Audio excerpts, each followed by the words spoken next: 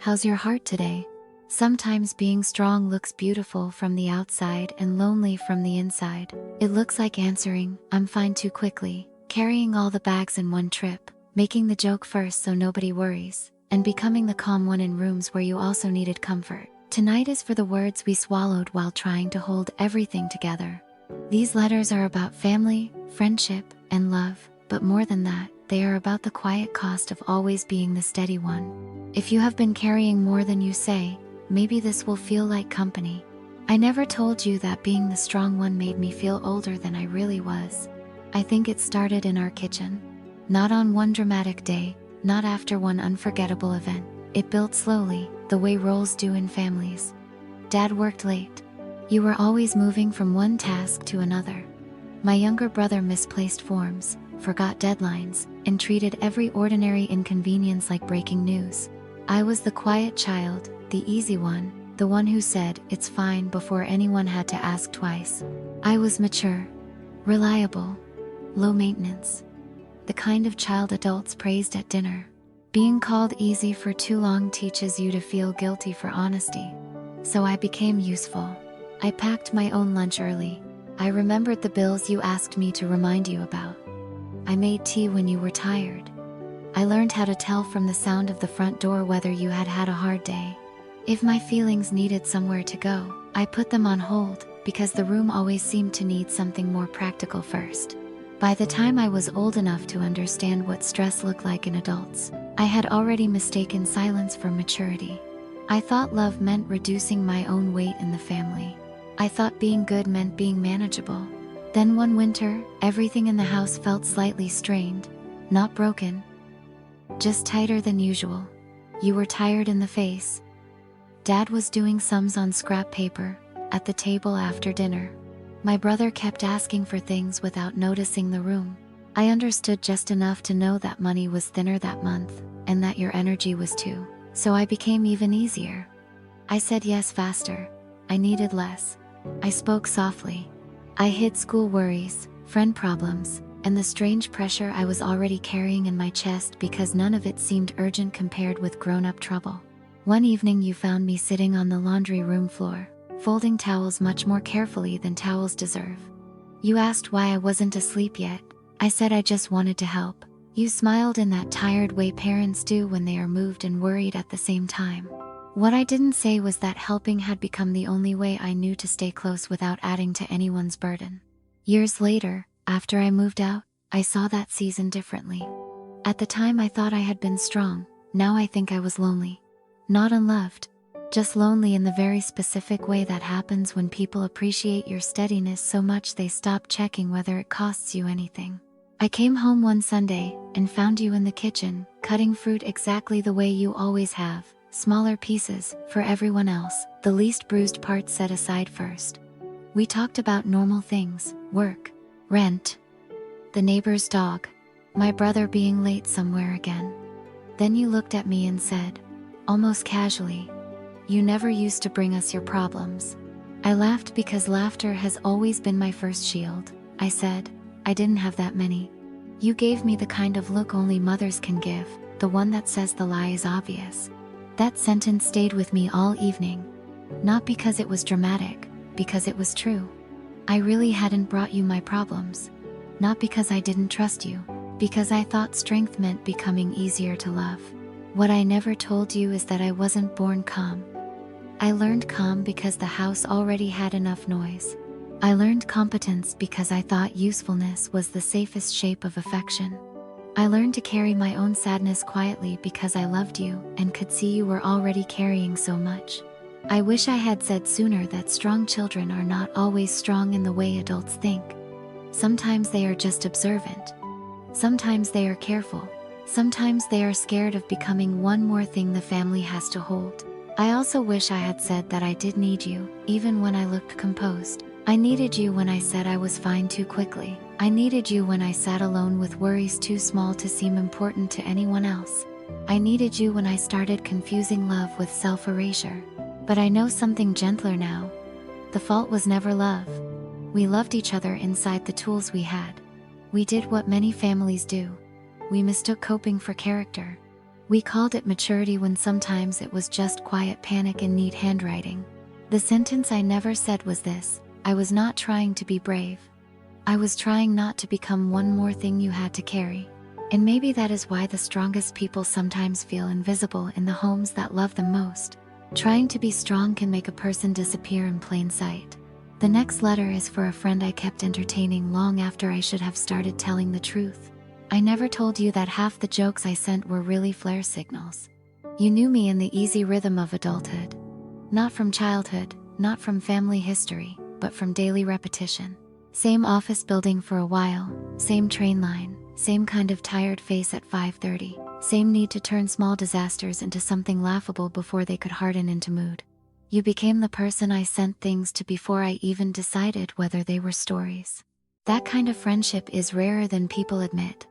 Not emergency friendship, ongoing friendship. The one that lives in screenshots, coffee runs, ugly weather, burnt lunches, weird meetings, and voice notes from grocery store aisles. You knew the middle of my days. Then life got heavier in ways that didn't look cinematic. My workload stretched. My sleep got worse. My body started carrying stress in quiet places: jaw, shoulders, chest. I was still functioning well enough to pass. I showed up on time. I answered messages. I made jokes. In a world that rewards composure, I looked impressively fine. The problem was that you believed me, because I kept giving you the edited version. I sent memes when what I wanted was company. I sent screenshots when what I wanted was for someone to notice how tired my replies had become. I kept saying, "I'm dead," in the exaggerated funny way people do online, when what I really meant was, I don't know how much longer I can keep pretending this pace feels normal. One Friday, you asked if I wanted to get dinner after work. I almost said no, because I was exhausted in that emotional way that makes even choosing food feel like a personality test. But I said yes because you were easy, and because I missed the version of myself that still had something left to give. We ended up in a noodle place with bad lighting and excellent broth. You told me about your boss, your rent, and a date so boring it had become funny. I laughed in all the right places. Then you asked how I was, and I answered with one of my usual polished little summaries. "Just busy, you know." You nodded, but not fully. Then you said, "You've been saying just busy for like 3 months." I still remember how the steam moved between us when you said it. Not accusing, not dramatic, just accurate. That was the opening. I could have stepped into it. I could have said, "I'm lonelier than I look." I could have said, "I go home and sit in the dark longer than I should before turning on any lights." I could have said, "I'm scared that if I stop being funny and capable for 1 week, I won't know who I am to anyone." Instead, I smiled and said, "I'm in my resilient era." You laughed. Of course you did. I gave you a joke, and you were kind enough to receive it in the language I offered. After dinner, we walked to the station. Right before we split for different platforms, you said, "Text me if it's more than busy, okay?" I said, "Always." I did not. For a long time, I blamed myself for that in a harsh way. But now I see it more clearly. Trying to be strong had become part of my social reflex. I no longer knew how to change tone in time. Once you spend enough months making your pain entertaining, sincerity starts to feel rude. It feels like making someone clean up a mess you invited them over to ignore. The thing is, you were a safe person. That's what hurts in retrospect. You had already opened the door in a careful human way. Not "tell me everything right now," just, "if it's more than busy." A small sentence with real room in it, and I still couldn't bring myself to use it. What I never told you is that strength can become a bad habit. The longer I performed okayness, the more unreachable I became even to people who loved me gently. I never said that your dinners, your jokes, your voice notes from the pharmacy mattered because they kept my life from feeling like only work and recovery. I never said that some of the loneliest people are not the ones with no one. They are the ones who no longer know how to stop being manageable around the people who would actually stay. The last thing I should have said was simple. When I joked, I was not always avoiding the truth. Sometimes I was trying to approach it without frightening myself. But some truths need more than a joke-sized doorway. The last letter is for the person I loved while pretending I needed almost nothing. I never told you that the most exhausting part of our relationship was how hard I worked to seem okay inside it. You loved me kindly. That matters to say first. There was no cruelty between us, no performance of chaos, no endless cycle of breaking and returning. From the outside, our relationship looked steady. We remembered groceries, we shared passwords, we checked train times for each other. You knew how I liked my tea, and I knew which shirt you reached for on difficult mornings. We had built something functional, and for a long time I mistook function for safety. But safety is not only about being cared for. It is also about whether you can be fully seen without first translating yourself into something easier to hold. At the beginning, I think I believed I was being generous by being low maintenance. I didn't want to be too much. I didn't want to drag old anxieties into something good. I wanted to be the kind of partner who was calm, reasonable, independent, supportive, and able to carry her own difficult moods privately. So when work overwhelmed me, I minimized it. When family stress bled into my body, I called myself tired instead of sad. When I felt afraid of failing at life in some vague adult way, I became more organized instead of more honest. You saw only part of this because I let you see only part of it. The hardest thing to admit is that people can love us only as honestly as we allow ourselves to arrive. You kept offering ordinary care. Tea. Silence. A ride home. Do you want to talk?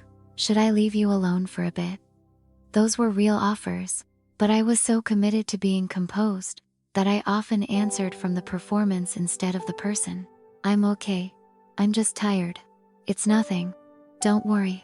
What I meant was often something closer to, I'm scared and don't know how to say it without changing how you see me. There was one night I still come back to. I had had a bad week at work, a tense phone call with my family, and one of those private spirals that feel ridiculous in daylight and convincing at midnight. You were making pasta in the kitchen. I came in, leaned against the counter, and answered every question with one-syllable words. You looked at me for a second, and said, "You don't have to be fine for me." I wish I could tell you I broke open beautifully then. I didn't. I laughed, looked down, and said, "I know." But I didn't know. Or maybe I knew in theory and not in practice. There is a difference. Because being strong had become less about resilience and more about identity. If I stopped holding myself together so tightly, who was I? If I let the full truth of my fear, tenderness, anger, or exhaustion out into the room, would I still seem loving? Capable? Worth staying near? I had spent years earning closeness by being easy to carry. I didn't know how to believe in love that could survive the unedited me. The relationship did not end because of one unsaid sentence. Real endings are rarely that simple. But I do think something wore down between us because I kept bringing you my polished surfaces and calling that intimacy. You kept loving what I showed you, and I kept quietly resenting how unseen I felt, without fully acknowledging that I was helping create the blindness. When we finally talked honestly near the end, we both sounded tired in a way that had nothing to do with sleep. I remember saying, "I don't know how to let people see me struggling until I'm already past it." You were quiet for a while, and then said, "I felt that too." That sentence changed something in me long after we were done. Because it showed me that trying to be strong does not only isolate the person doing it, it also leaves the people who love them standing outside a locked room, holding care with nowhere to set it down. What I never told you is that I was not trying to keep you out. I was trying to keep myself respectable in my own eyes. I thought strength would protect the relationship. Sometimes it did, but sometimes it also kept warmth from reaching the places it was actually meant for. I never said that your kindness deserved more truth than I gave it. I never said that love without honesty can become a beautifully maintained distance. I never said that some of my loneliness with you came not from what you withheld, but from what I kept editing before it reached your hands. The sentence I carry now is this: I was not asking to be saved, I was asking, silently and badly, to be held without losing dignity, and I did not know how to say that before we ran out of tenderness. Some people become lonely not because nobody loves them, but because they are loved around their armor for too long. If these letters found you tonight, Maybe it's because strength has been your dialect for so long that you forgot it was still a dialect, not the whole language of your heart. Sometimes strength is not carrying everything alone. Sometimes it is letting one true sentence arrive in the room before loneliness hardens into personality. If this stayed with you, stay gentle with yourself. You do not have to disappear to be loved.